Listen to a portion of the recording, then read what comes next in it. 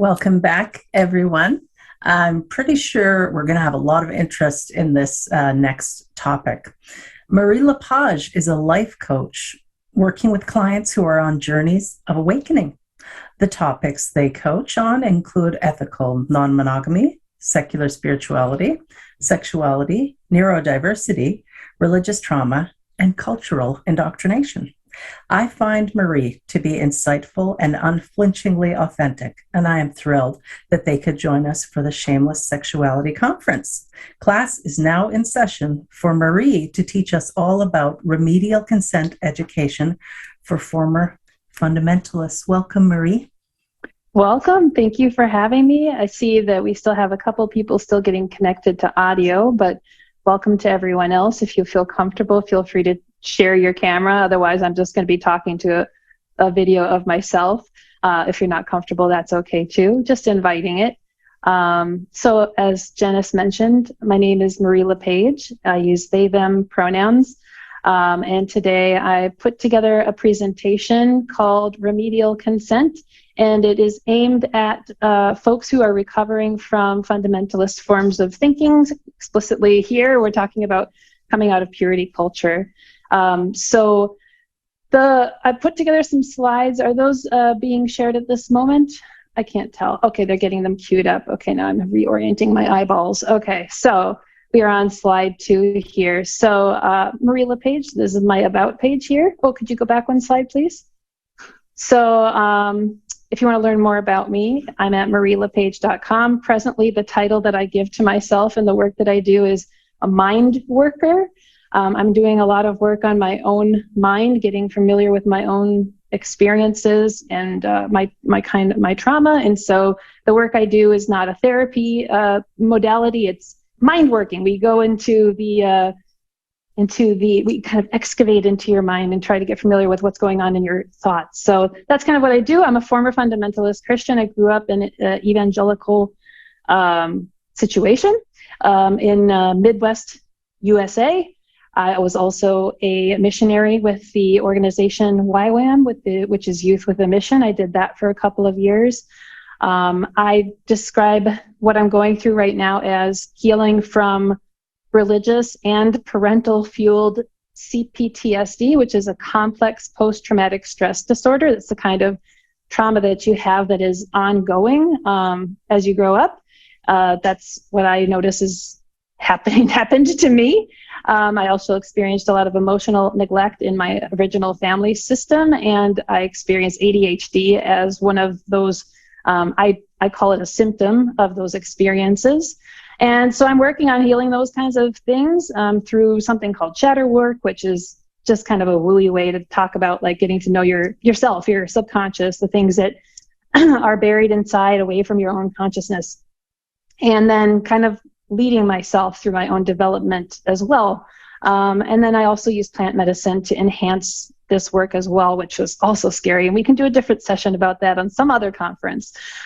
So that's just a little bit about me. I do coaching work, so if you're interested in that. If you don't mind pushing a slide forward, we're ready to go. Oh, also, we got our eyes on the chat, so if you want to contribute at any point, I have no issues with pausing and making sure that we can answer questions as we go, because I don't value info dumping. I don't want to just keep on dumping on you and assuming that we're all on the same page, so feel free to contribute your questions or your thoughts, and we'll knead them in and integrate them.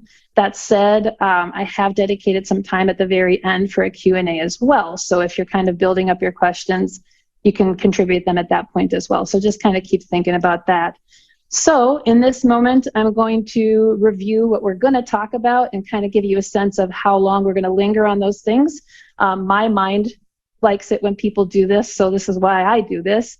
So the overview of what we're going to discuss today, or what I'm going to info dump on you, if you don't interact and ask questions, is the first 5 minutes here.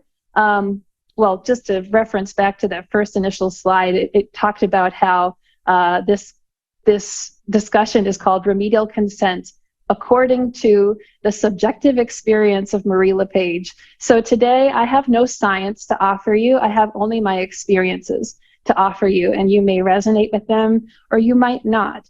And so I give you that context because what I'm going to talk about in a moment here is reviewing my personal foundational knowledge and socialization that happened to me regarding topics of sexual and intimate interactions. So this is going to be all about me. So it's great for me. I really like it. And then we're going to review what my former views were on what I'm calling the consent cycle, something completely made up, not scientific at all. And then we're going to review my updated views on the consent cycle, and it's a work in progress as I continue to learn. So I'm just sharing my experiences. And then we're going to go through a couple of slides that kind of give an overarching view of like, where are the troubleshooting points? What have I learned about in this consent cycle that I'm starting to understand? Where are the sticky points for someone like myself who's recovering from purity culture? And we're not going to dig in too terribly deep on what the modalities or what the approaches would be to address those particular pain points, because there's so many specific ways you could approach them. And I just want to give you I really value a bird's eye view so that you can see yourself in the cycle and see where your pain points might be in that cycle so that you can hone in on where you think you might need some support. So that's kind of what I'm going at, the direction I'm coming from.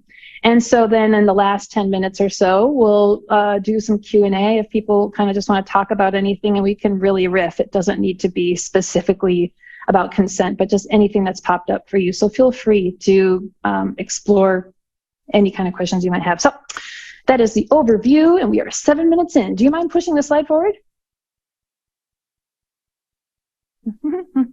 Okay, so my face is in the way.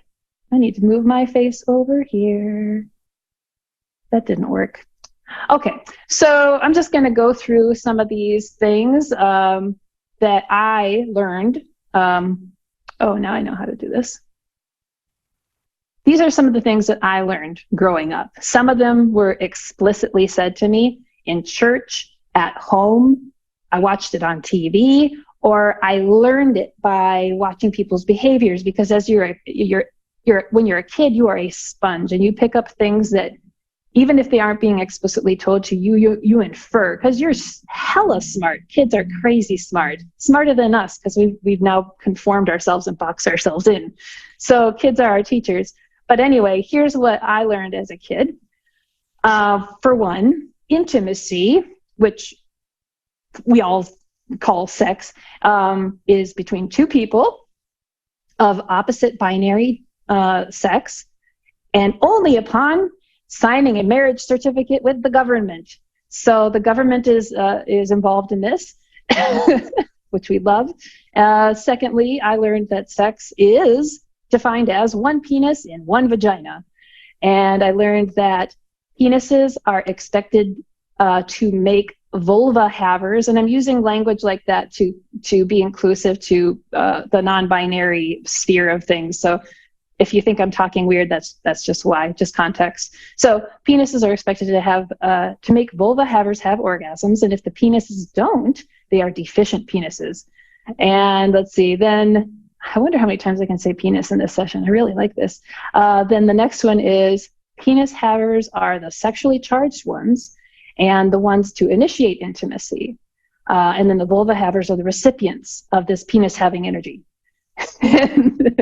And then I think I knew something about kink at the time, and it was just kind of like, okay, that's fine for once you're married, but it's kind of icky and you're kind of weird if you're into it. That was what I learned. I learned that that nakedness is inherently sexual, that a woman's body can't be naked and not be sexual. We've all learned that, haven't we? Next slide is a couple more points. I also learned, I also learned that, my experience included only having one very brief and very awkward conversation initiated by me with my mother about sex. That was the only conversation we had about sex in the house, other than when my dad would make groaning noises if there was like sex on TV. He would make this disapproving if they were like making out too hardcore, and you just knew that wasn't okay. So this is the implicit like messaging you pick up on, that sex is not okay because dad gets uncomfortable. So that was the other conversation we had. I also learned that sexual attraction is based exclusively on aesthetic appeal. So having the right shapes, having the right facial features, having the right way of seducing, moving your body, doing the dance, all that stuff. That's how you attract people. I also learned that periods, menstruation, are turnoffs and embarrassing. And if you are a period haver, that you need to hide that from anyone that you might be intimate with. I also learned at a very subconscious level that if someone wants to have sex with me, that is the highest form of acceptance and love that I can receive. And I am actively deconstructing that out of my life right now. But I learned that very deeply. And then as far as consent, which is the word we're talking about today, all I learned was no means no. We all heard that, right? And it was an oversimplification, way, way, way, way oversimplified. It's still true, but there's so much more there. But that was all I learned. But then I also learned that we owe it to our partners to give them sex.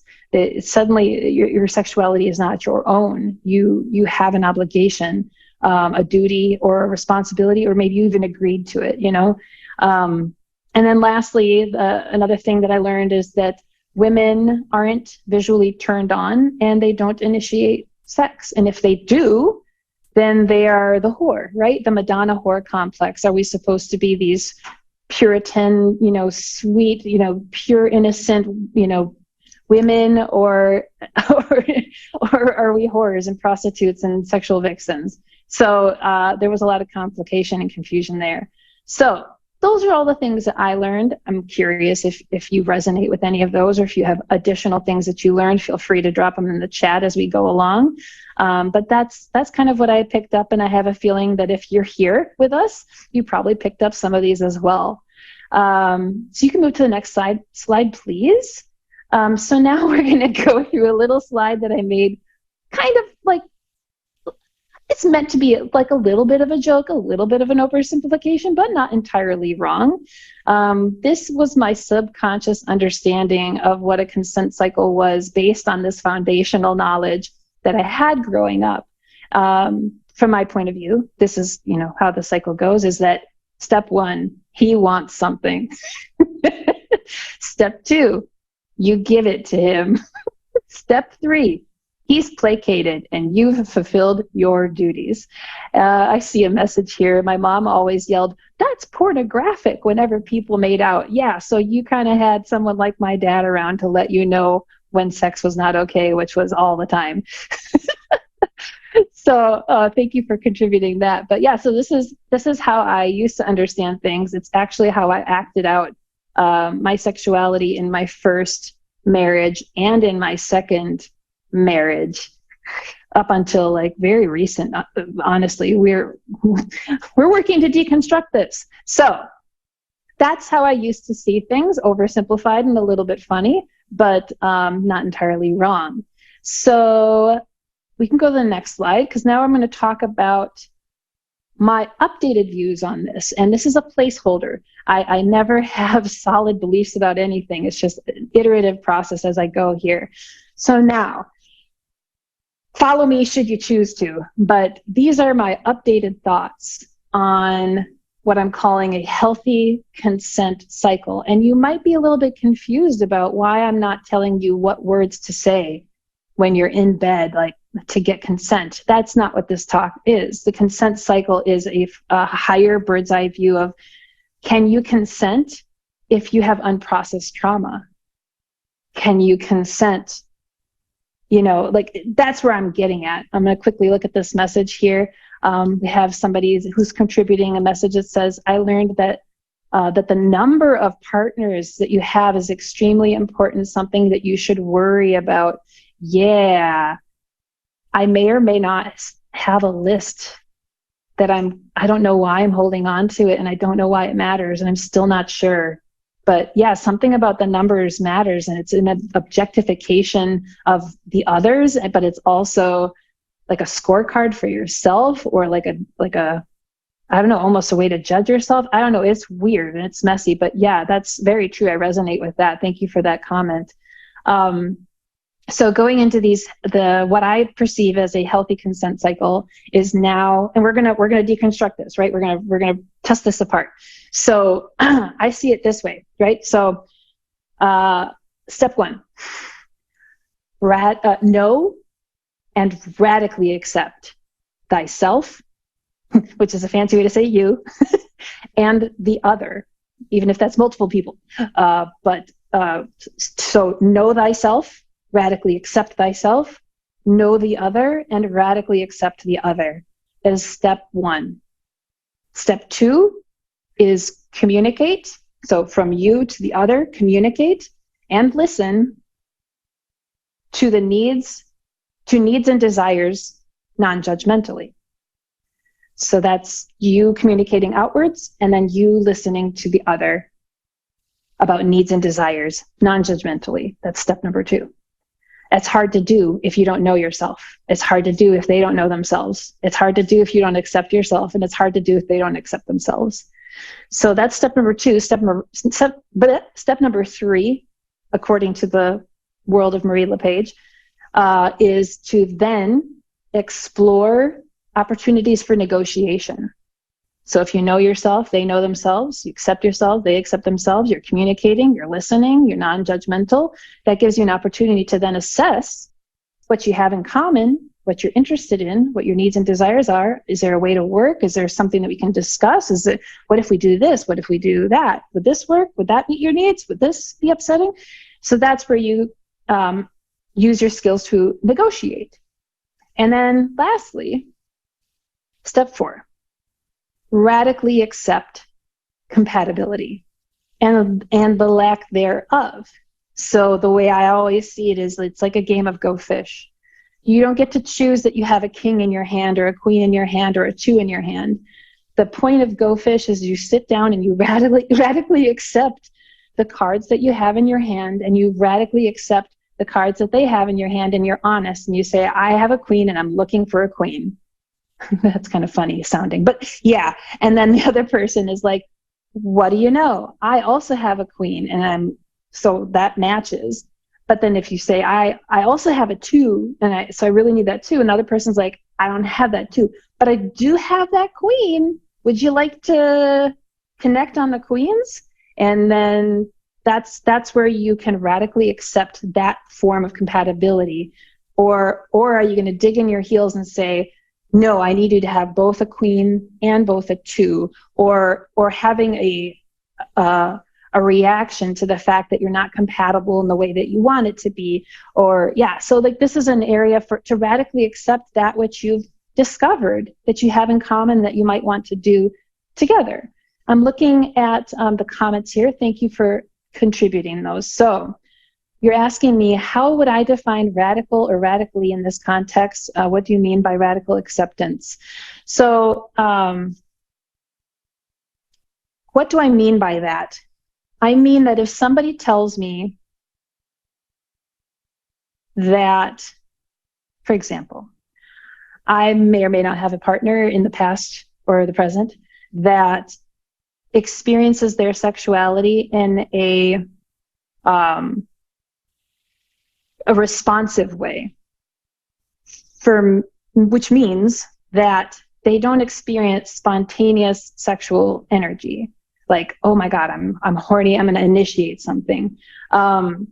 It's responsive libido, I think is what it's called.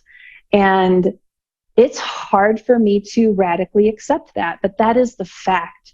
That is true. They know, I trust that they know themselves. They're communicating who they are to me. And now, despite the fact that it disappoints me, because I want my partner to have a proactive sexuality, that makes me feel really good.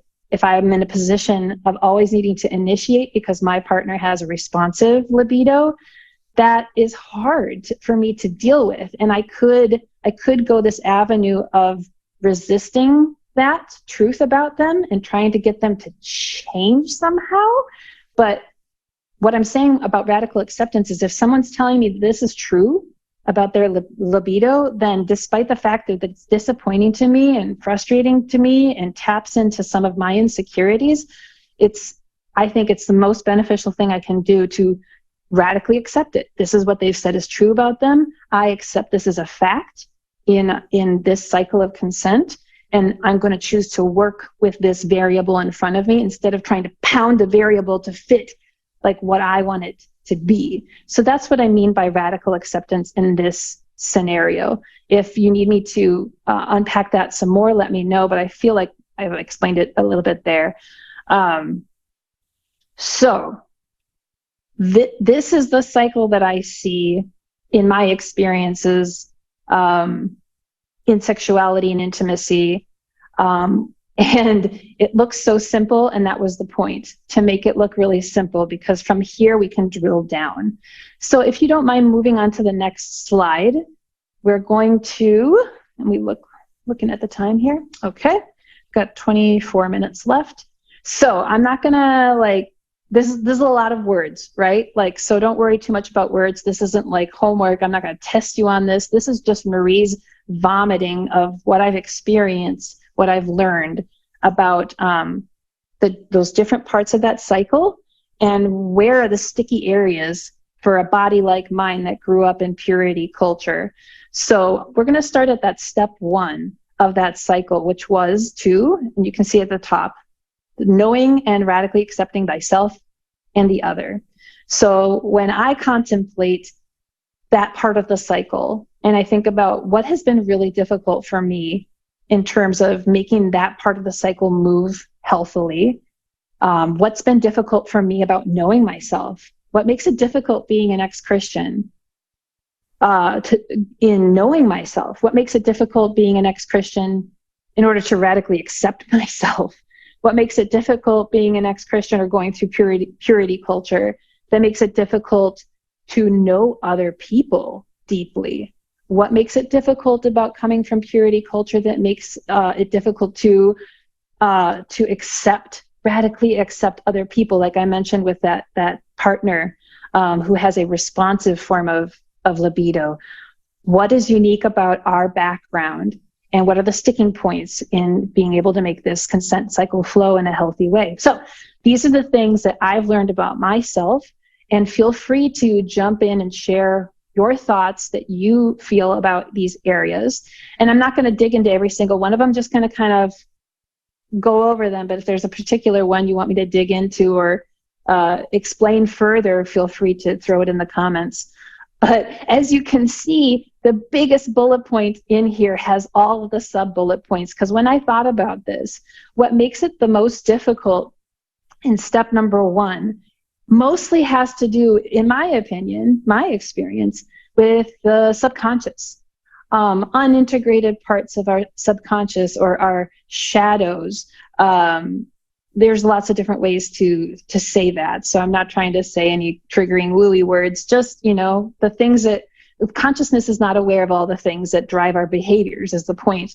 And there's a process to go through by which to become aware of, enlightened to the unseen parts of our own consciousness that have to do with our experiences, and mostly trauma, that we had to hide certain things from ourselves, especially growing up in purity culture. It's a formula to create shadows within yourself. If you experience anything other than straight, kink-free sexual drive, then that part inherently has to be buried and turned into a shadow within yourself, and therefore you become this person that can barely see above the ground because you've had to bury so much of who you are. So in this step 1, if you identify with this being a sticky issue for you, I don't really know myself, I have a really hard time seeing other people, then likely it might have to do with unintegrated parts of your subconscious that you've had to repress. And so I'm going to just kind of go through some of these examples here. So self-erasure. If you grew up in a form of religion that I did, they encouraged this explicitly, to make yourself smaller, to make God bigger, to elevate other people over yourself, that your heart is a wicked thing, anything to kill your core self and to elevate other people. in my experience, they literally built me to be codependent, and to repress anything about myself. Even now, I don't know what it is to be me. So these are things that I'm exploring along with you, hopefully. So self-erasure or a disconnection from your core self. And if you don't know what core self is, I see you. I see you. I'm with you. I get it. It sounds like a myth, right? It's not a myth. There's actually a you in there somewhere. I'm still finding her. She's somewhere there. I think she uses she, her pronouns. We're not sure yet. We're going to find out. But another thing is, if you've experienced trauma, there's a good chance that you experience muted interoception or dissociation. Dissociation is a little bit more well known. It's where you feel like you're not really in you, or you're just a mind, or you're always watching yourself, or you feel like you're watching a movie. I think more people experience disassociation than we realize, and I think it comes from a lot of things: cultural issues, global issues, where we are in culture right now.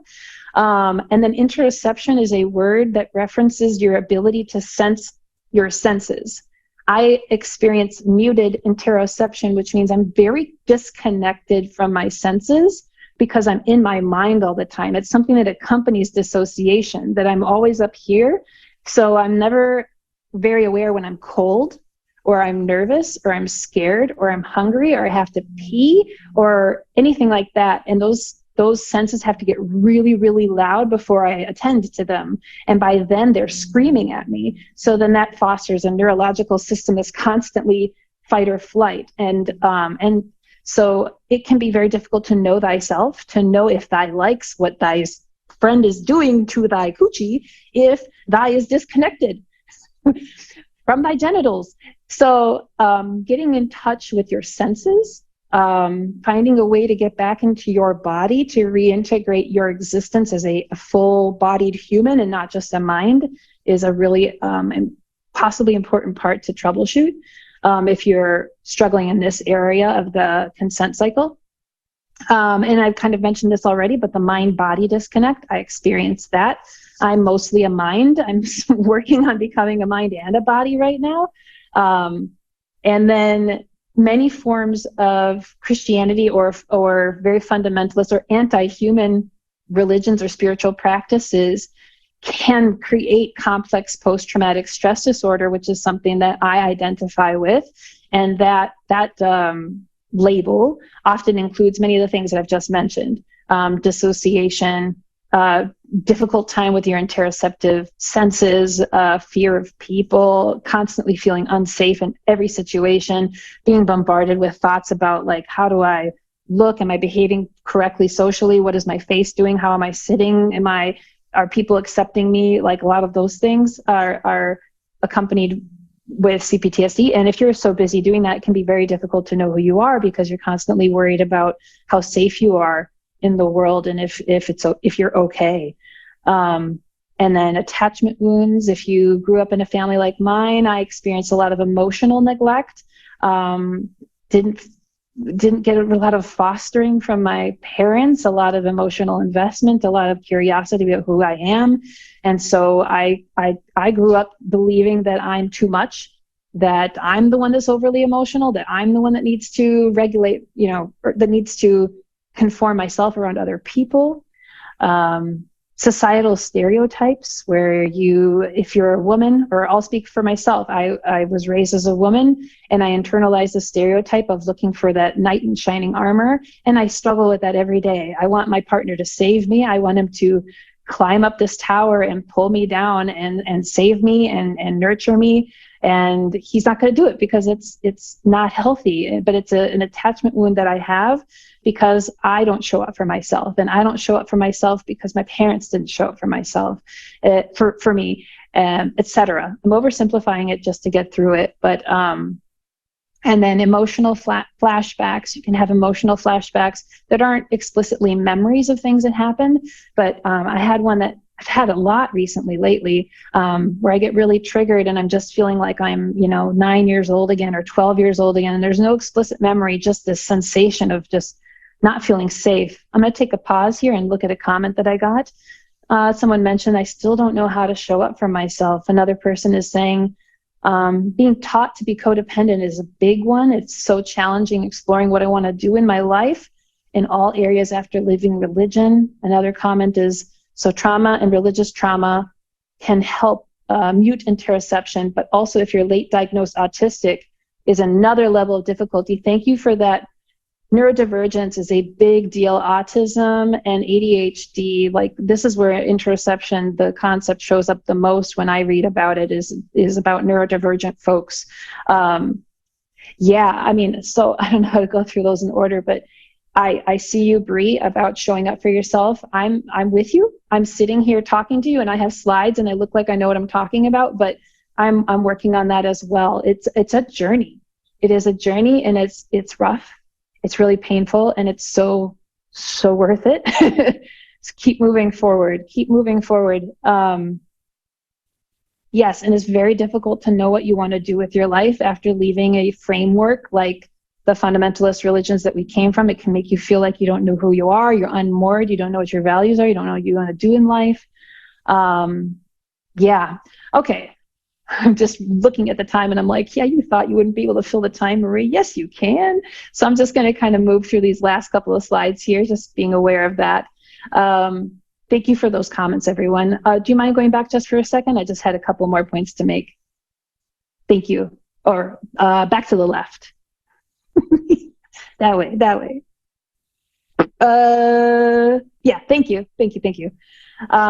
So the last three things were assumptions. I make a lot of unconscious assumptions about what my partner's thinking.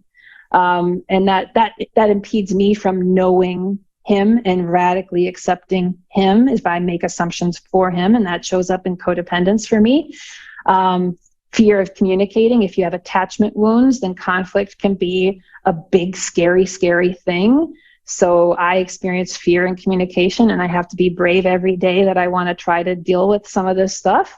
Those fears really impede me a lot. And then idealization, wanting that knight in shining armor, that perfect, that one person, the person that completes you, having an ideal for what these relationships are like can keep me from knowing the other and accepting them for who they are.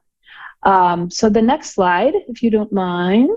Now we're going to troubleshoot step 2 of these cycles. I'm going to move my slides down on my second window here. So the second step was about communicating and listening to the needs and desires non-judgmentally. So that has to do with you communicating, but also you listening. So the things that I've realized that get in my way from being able to do this well is fear. If you're looking at the slides, you're going to see big old fear, and then like a shit ton of fear examples underneath that. Fear of judgment. Fear of not being understood, fear of a reaction, fear of anger, fear that they can't or won't meet your needs, fear that you can't or won't meet their needs, fear of abandonment, fear of doing the thing that they want. What if they want you to do something weird? What if you did it? What if they laughed at you? And then being unsure how to express yourself. Maybe you know what you want, but how do you turn those into words? Like we don't have a lot of modeling for how to effectively communicate with a partner.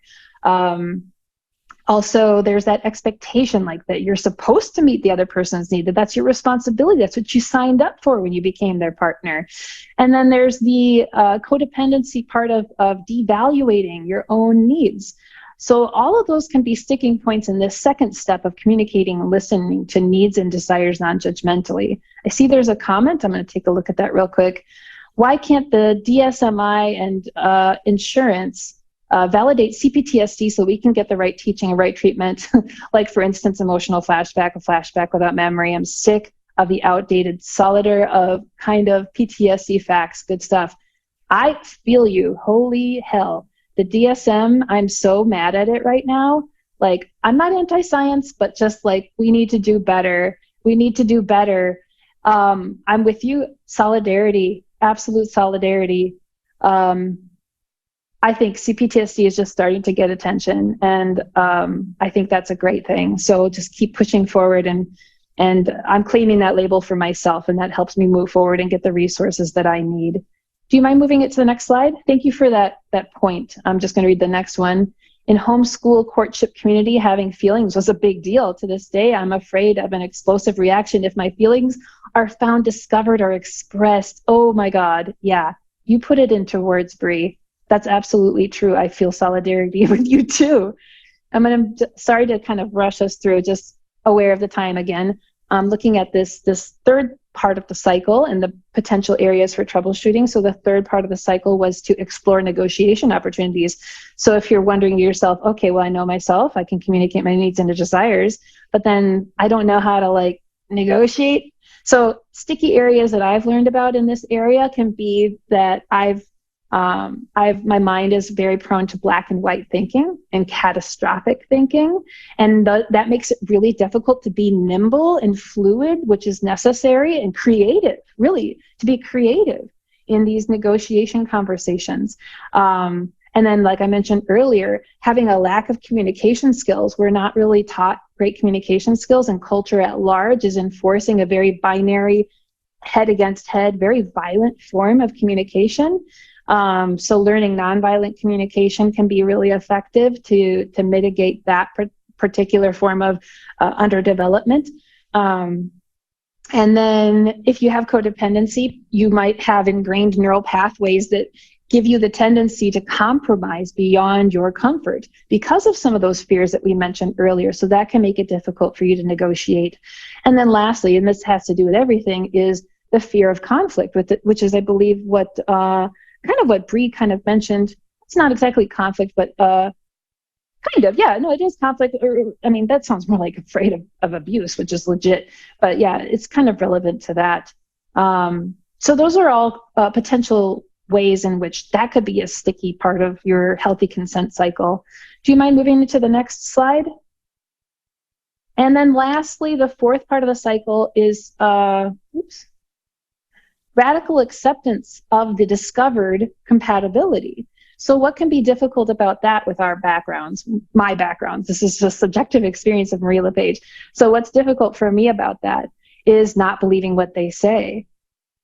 Sometimes my partner will tell me he loves me, he's here for me, I will support you through your trauma, and I hear him say it, and my brain does this thing where it just flushes it down the toilet. Like it hears it go in, and it goes, and it's gone, and I don't believe it. It just won't stick, you know? And so that can be a difficult part in accepting, you know, the determined compatibility that you may or may not have. Not trusting what you feel can be another sticky point.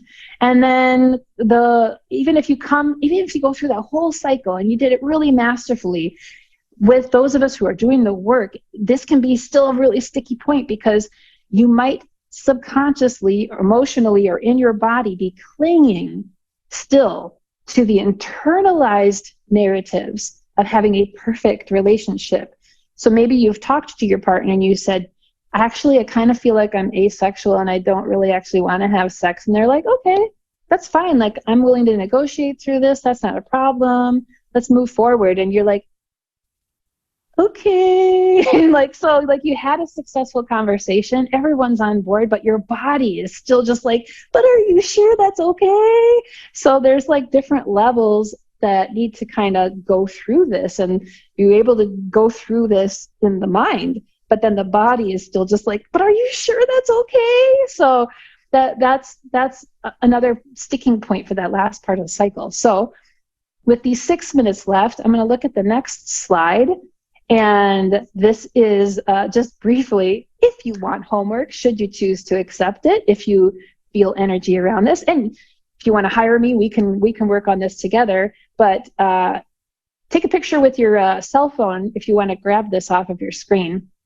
So I'll just read it quickly. Your homework is to enumerate the messages that you learned and or internalized around sex, intimacy, consent, etc. Kind of like what I did yesterday, because I do things at the last minute because of ADHD and trauma. And then secondly, identify your personal areas that might need troubleshooting. Which parts of the cycle and which subpoints under those cycles do you think that you notice that you kind of resonate with, like, that's a sticky part for me? Pick that point, or various points. For me, it's like 24 points. And then maybe look into methods that might help you troubleshoot those pain points. So like if it's for you, you don't know how to communicate about these things, look into nonviolent communication, or the skill set of Dear Man that comes from dialectical behavioral therapy. There's all kinds of modalities and things that you can learn for these different things, and they all should be custom for you, what works for you. So I'm not going to tell you what to do for that. You can figure that out. You can research that, and if you want help, I'm happy to help. And then lastly, make a goal for yourself to communicate at least one issue with your partner. If you have one, if you don't have a partner, share it with someone that you feel safe talking to about this, whether it's your friends or your therapist or your coach or whomever. So that's your homework, should you choose to accept it. And then I think the last slide is ready. We've got 4 minutes. This is our Q&A. You got questions? I don't have answers. Just more questions. Hire me. But let's talk about it. Finger guns. So that's the presentation, aka Marie's experience in life. If people want to take themselves off of mute and we can just dialogue, or whether you want to use the chat feature, that works too. If there aren't any questions, they don't even need to be questions. If you're just feeling emotional right now and just thinking about something and kind of want to word vomit, that's welcome as well. You don't have to wait for my permission. Feel free to jump in or put your hand up. I think that thing works, right? I think that works. Because otherwise, if nobody contributes, what will I do? I might just I've got this thing. We can all just watch this. You're taking care of yourself. Yeah. I like it. That was so interesting. I really appreciated that. And just making me think about the messages I received that I ingested unaware about what was expected of me and what was permissible. And there's a lot of nonsense that goes along with Christianity. Yes. I gotta say. Oh, yeah. And the whole idea of not just that happily ever after that we were fed a steady diet of, and it's just not reality. It's really not reality. And we have been, a lot of us, primed for codependency in our relationships. So then figuring out our core self is really challenging. Yeah, very much so. And I'm, like I said, I'm sitting up here and I'm telling you to hire me, and they have me on this panel and everything, but I'm in it with you. If you're resonating with this stuff, this is something that I think all of us might be experiencing to a level, and it's hard to talk about, especially when it comes to sexuality and stuff. Mm-hmm. And people who were raised as female have their own particular form of that trauma, and people who were raised as male have their own particular kind of trauma as well. I'll just put it out there that I think that it is not talked enough about the kind of trauma that people raised as male experience, and especially what is inhibitory about the form of healing that they need to go through. Do they have enough spaces for men to talk to men about the trauma of feeling like you need to be the instigator? Or what if you're a man who's trying to evolve and now you're afraid to initiate because you don't want to be that asshole? That's you know, what if you've cut yourself off from your own sexuality because you're so afraid to be that guy? So there's, and men, we all need to heal, and men in all genders need to heal. I see a message up. We got one question. When's the right time to talk about sex with the partner? Because it never seems to be the right time, before, during, after. And you're damned if you do talk, and you're damned if you don't. We only have a few seconds. To simply answer that question, the right time is when it's right for you.